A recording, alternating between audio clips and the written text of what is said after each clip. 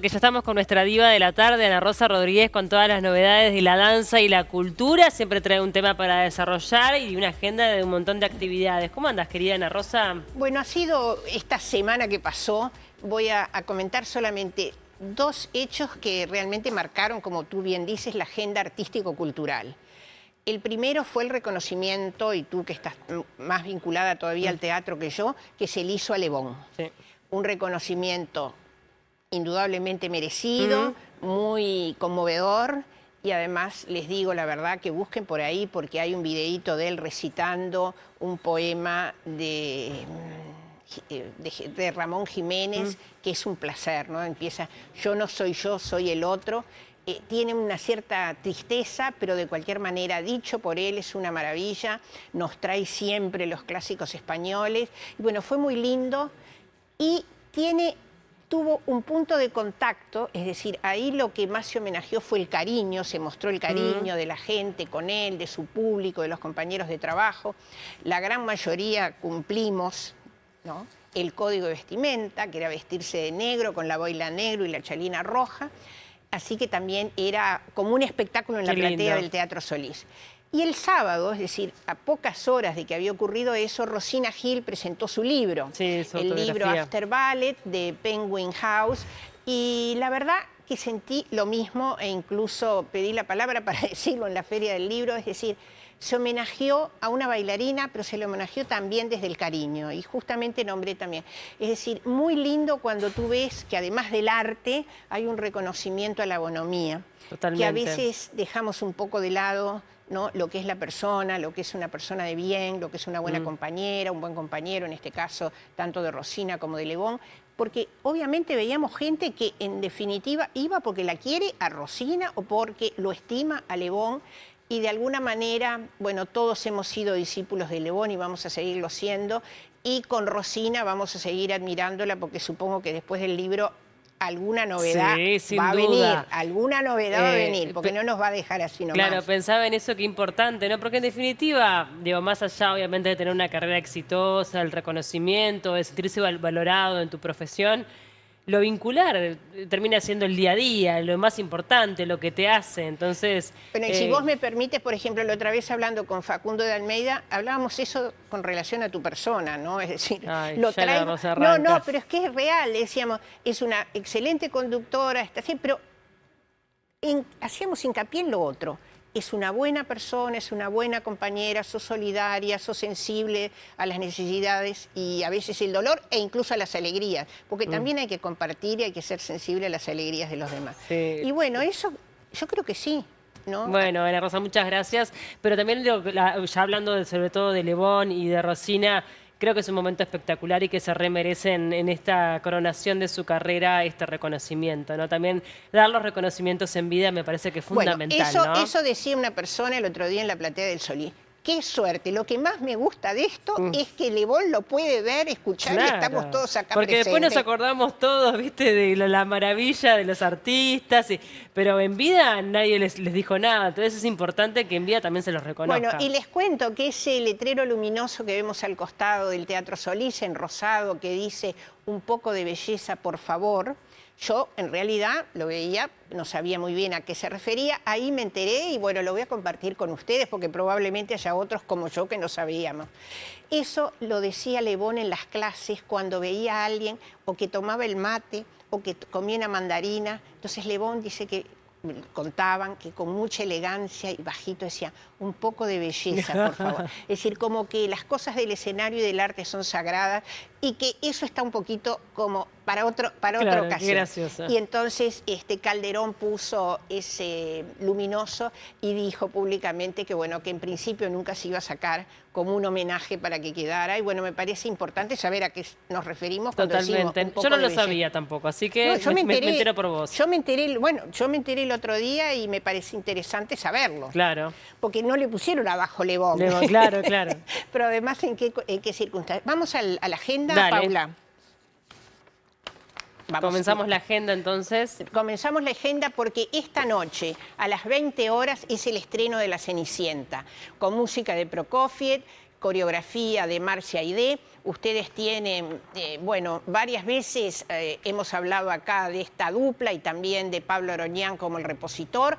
Así que nada más que si tienen algunas ganas de volverlo a ver, están en YouTube. Incluso Magdalena Prado hizo una nota muy interesante con estas dos personas que tuvieron a su cargo la responsabilidad de montar esta obra. Y estuvo Hugo Millán ¡Ay, qué bueno! ayer o antes de ayer, que nos habló de la escenografía, del vestuario, que promete un montón, ¿eh? Bueno, ahí vamos. Nos sumergimos en un bosque. Bueno. Esto es una cosa que a mí personalmente me encanta. Es de los ciclos de danza que más me gusta. Es una iniciativa de Andrea Aroba y se llamaba, en principio, Solos al Mediodía. Pasó a llamarse No tan solos al mediodía y ahora, como cambiamos de horario, se llama No tan solos, somos patrimonio, porque este año justamente el estreno fue el Día del Patrimonio. Es danza contemporánea, son formatos pequeños. Empezaron por eso siendo solos, después fueron un poquito más y ahora ya es según el coreógrafo piense. Tenemos el viernes 18 Tentacular, María Pintado, Mariana Catalina Iris, Lucila Romero. El sábado 19 Strange Horizon, Airar Hernández y Félix Marchand. Y acá tenemos otra obra que es de investigación y creación de Silvia Rivera Kusikansky, el octubre 19, hora 20, en la Sala Lazaroff. Paisaje somático, me parece también muy interesante que haya cosas que no estén solo en el centro de la ciudad, sino que también en otras localidades, en otros barrios, también llegue la danza, así que ya estamos con eso. Y no solo vamos a ir a los barrios de la capital, sino que nos vamos al Teatro Español de Durazno. También octubre 19, hora 20, el Ballet Clásico Juvenil con las escuelas del Sodre. Van a hacer el programa ese que vimos cuando se cumplió la gala, acá en el auditorio de la Reta. Y bueno, está Tres hologramas de Martín Intamuzú, la obra de tango de María Inés Camus y una obra justamente de Andrea Aroba, que es yo decía que es la bailarina y coreógrafa y directora que tiene que ver con esa iniciativa de los solos. Y esto, bueno, hoy es 16 de octubre, pero ayer, 15 de octubre, hace 100 años en París, André Breton, este pensador francés, bueno, hizo el manifiesto surrealista y creó el movimiento cultural, casi les diría, más importante del siglo XX. Entonces me pareció interesante traerlo a colación. Estamos viendo ilustraciones de René Magritte, el artista plástico belga, y justamente este es un movimiento que apela, ¿no?, a lo no racional, es decir, tiene una vinculación muy estrecha con Freud en la interpretación de los sueños y justamente vamos hacia el lado sensible. Ahí estamos viendo, por ejemplo, nubes, y cuántas veces siendo niños dijimos, ay, esta nube parece una ovejita, aquella nube parece una casita. Bueno, eso es un poco el surrealismo, es decir, usar que salga a la luz el inconsciente. Entonces me pareció interesante porque además, digo, hay un montón de coreógrafos, autores, incluso muchos siguen al cineasta Buñuel, y ¿saben una cosa? Encontré que en América Latina, donde hubo un movimiento surrealista muy, pero muy importante, fue en México. Y tenemos justamente una artista plástica, Eleonora Carrington, de la cual hace muy poco quien está ahora dando como maestra preparadora en el Ballet del Sodre, Isabel García, justamente trabajó a propósito de las obras de Carrington con el Ballet de Bellas Artes de la Ciudad de México. Pero yo les traje otras obras para que justamente veamos cómo se manifestó el movimiento surrealista en la danza y para también, de alguna manera, celebrar nosotros los 100 años de este manifiesto que, bueno, se imaginarán que yo, que soy tan seguidora del psicoanálisis, me pareció súper interesante. Vamos a ver la primera obra, que justamente se llama Nubes.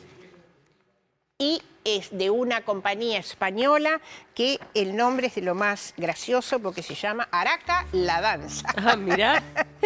Me fui a mirar bien, a ver, bien, ahí la tienen, Araca la Danza. Y me fui a mirar un poquito a ver qué quería decir Araca, y decir, cuidado, opa, Mirá, ¿no? opa. En guardia. Opa, viene la danza. Sí. La última fantasía de Araca la danza es esta, Nubes, que forma parte de una trilogía que comenzó con unas obras que se llamaron Pequeños Paraísos.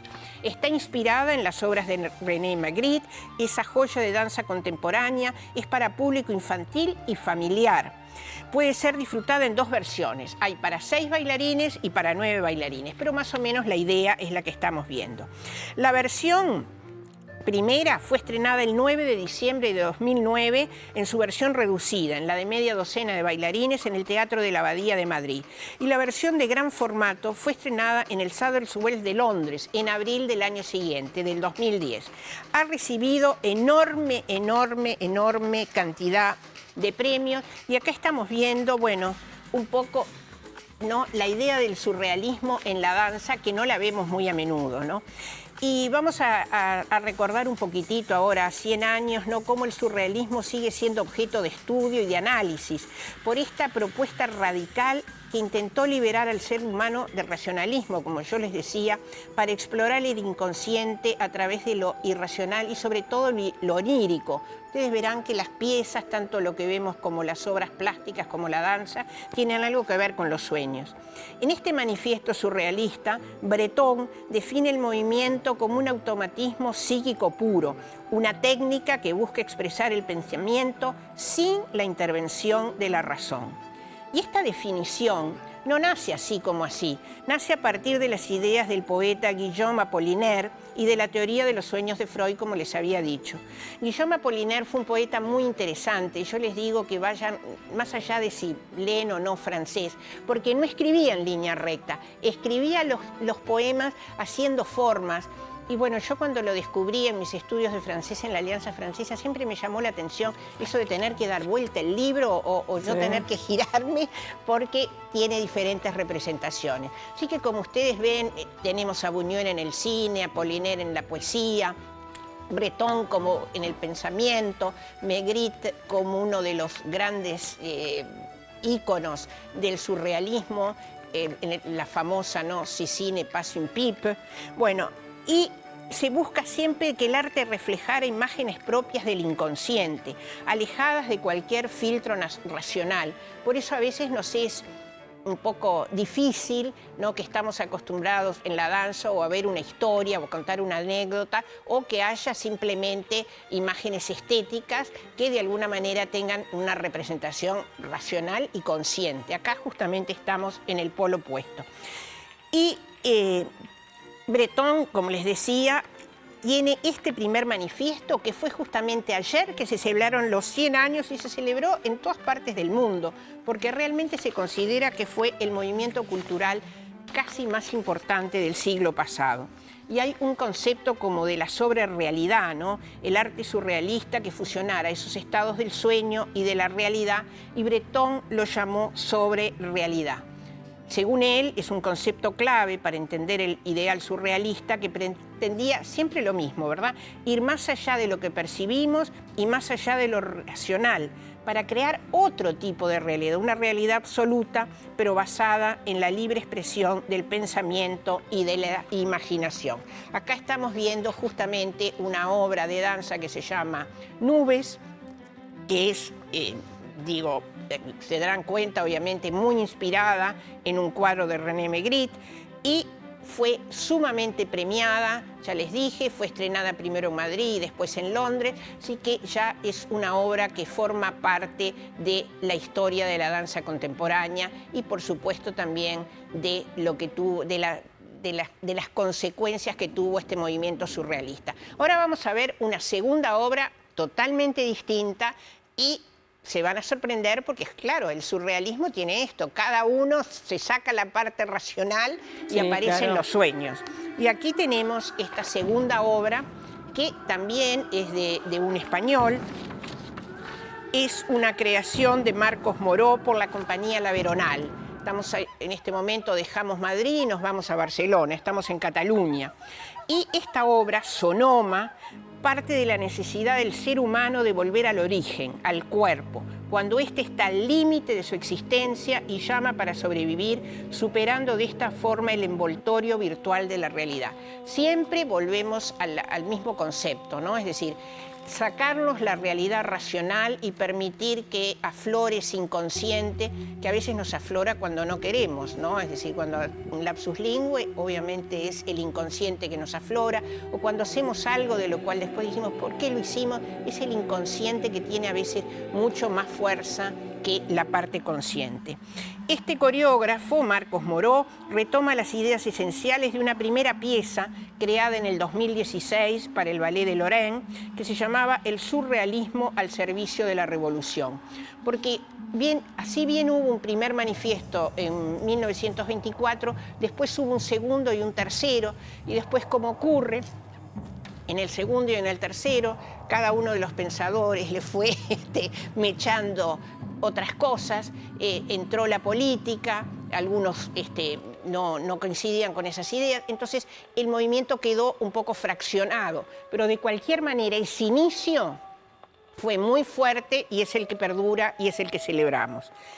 En esta obra se amplía y se desarrolla todo ese microcosmos y fundamentalmente tiene una inspiración en Luis Buñuel, el cineasta español del que hemos visto una obra, yo voy a decir una obra de las que más a mí me ha quedado grabada, que es Belle de Jour, y justamente hablando de Rosina Gil, cuando ella estaba en la compañía de Débora Kolker en Brasil, trajeron la obra Belle, inspirada totalmente en la obra Belle de Jour de Buñuel, y Rosina Gil era una de las protagonistas en un rol que realmente, bueno, impactó en la platea por lo que significa la obra y además por lo que significó su interpretación.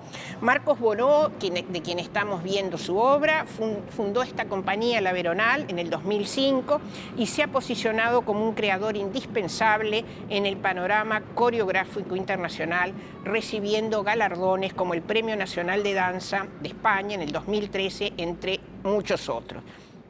Así que esta es otra de las instancias que teníamos, y ahora tenemos una tercera, y la tercera es de una compañía que se llama Cienfuegos.